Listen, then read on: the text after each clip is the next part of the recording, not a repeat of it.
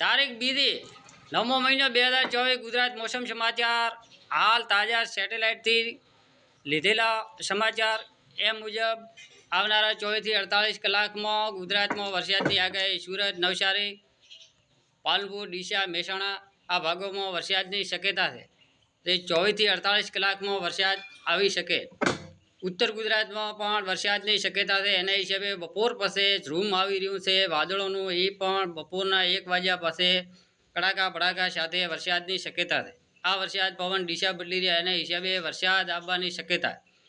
આ વરસાદ ઘણા દિવસો પણ રહેવાનો છે એ હિસાબે વરસાદ પણ અતિ ભારે અમુક જગ્યાએ પડી શકે છે।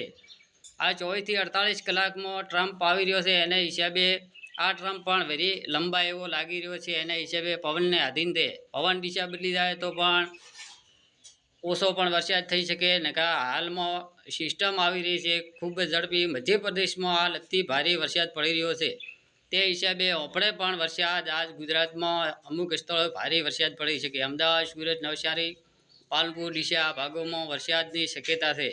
આ છે પવનની આધીન પવન દિશા બદલી જાય તો પણ વરસાદ ઓછો પડી શકે પણ હાલમાં ટ્રમ્પ દેખાઈ રહ્યો છે એના હિસાબે ભારે વરસાદ પડી શકે।